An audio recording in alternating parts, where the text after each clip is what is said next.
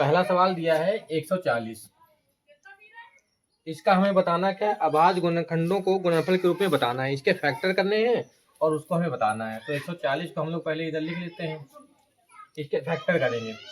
सबसे पहले 2 से कैंसिल करेंगे। 2 से यहाँ पे दिया है 14, 2 से 14 होता है, यहाँ पे हो जाएगा 0, ये 70 बचेगा। फिर 2 से कैंसिल करेंगे, 2 3 6 होता है, 1 बचा, और यहाँ पे 0 दिया है 10 होगा, 2 पंचे 10 होता है।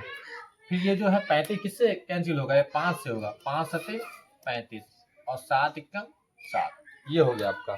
तो 140 के हम फैक्टर पहले लिख लेंगे।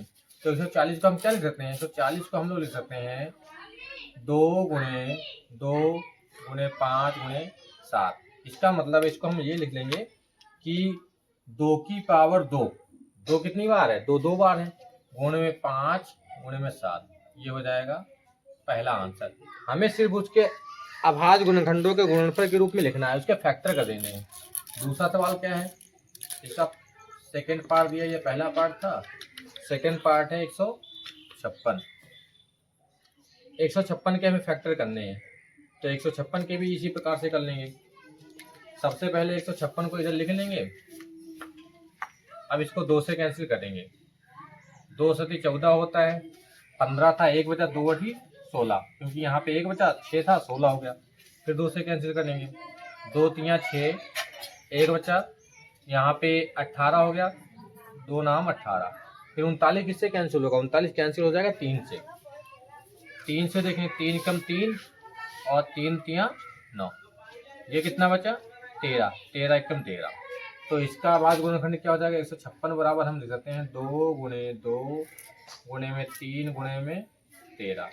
तो इसको हम लिख सकते हैं 2 की पावर 2 गुणे में 3 गुणे में 13, ये हो जाएगा इसका आंसर। इस प्रकार का जो क्वेश्चन है वो आपको ऑब्जेक्टिव में मिल सकता है, क्योंकि अब आपके 20 ऑब्जेक्टिव आते हैं, तो उसमें इस प्रकार का आपको क्वेश्चन मिल सकता है, उसको फैक्टर करने के लिए कह सकता है। इसी का अगला पार्ट दिया है, तीसरा दिया है 3825। तीसरा क्या दिया है, 3825 ये दिया है, इसके भी फैक्टर कर लेते हैं। तो 3825 के फैक्टर करेंगे तो यहाँ पे हम लिख देंगे 3825। 3825 को ये 2 से तो कैंसिल होगा नहीं ना, तो ये 3 से कैंसिल होगा, इसको 5 से कैंसिल करते हैं। 5 सत्ते 35, 3 बचा, यहाँ पे 2 हो गया, तो 32 होगा, 5 छक 30, और यहाँ पे हो जाएगा 2 बचा, 5 यहाँ पे दिया 25 हो जाएगा, 5 25। फिर ये कैंसिल किससे कर देंगे, 5 से ही कर लेंगे, 5 कम 5, उसके बाद 2 बचा 26 हो गया, 5 25, 1 बचा, 5 या 15। अब 153 हो गया, 153 को कैंसिल करेंगे। अब कैंसिल करेंगे इसको 3 से, पहले भी 3 से कर सकते लेकिन पहले 5 से कर दिया, तो 3 से कर लेते हैं। तो 3 से करेंगे इसको कैंसिल, तो कितना हो जाएगा, 3 5 15, यहाँ पे 3 दिया है, 3 एकम 3, फिर 3 से कर देंगे, 3 एकम 3 और 2 बचेगा, 3 7 21, 17 एकम 17, ये हो जाएगा। तो इसको हम लिख सकते हैं 3825 को हम लिख सकते हैं 3825 को क्या लिख सकते हैं, 3825 को लिख देंगे 5 गुणे 5 गुणे 3 गुणे 3 गुणे 17। तो पहले छोटी संख्या को लिख देंगे, 3 2 बार, तो 3 को 2 बार लिख दिया, 3 की पावर 2 गुणे 5 की पावर 2 गुणे 17, ये इसका आंसर हो जाएगा।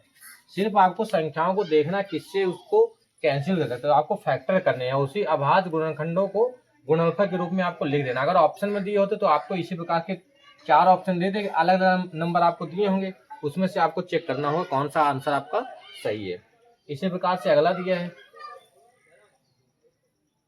चौथा पार्ट इसका दिया है 5005, इसको सॉल्व करना है। 5005 को देख लेते हैं। 5005 को जब हम करेंगे, 5005 को 5 से ही कैंसिल कर लेते हैं। 5 से कैंसिल करेंगे कितना आएगा, 5 कम 5 0, 5005 को कैंसिल किससे करेंगे? 5 से। 5 से कैंसिल करेंगे तो 5 कम 5, यहाँ पे 0, ये भी 0 है, 5 कम 5। अब आ गया 1001। अब आपको देखना है कि 1001 किससे कैंसिल होगा। 1001 होगा 5 से तो होगा नहीं, 7 से चेक कर लेते हैं। 7 से चेक करेंगे तो 7 एकम 7, यहाँ पे है 3 तो 30 हो जाएगा। 7 चौक 28, कितना बचा? 2 बचेगा, तो 7 क्या 21, कैंसिल हो गया भाई। अब 143 है, 143 किससे कैंसिल होगा? 143 हो जाएगा 11 से। 11 एकम 11, 3 बचा तो 33 हो, 11 तिया 33। अब फिर 13 से हो जाएगा, 13 एकम 13, तो ये आपका कैंसिल हो गया।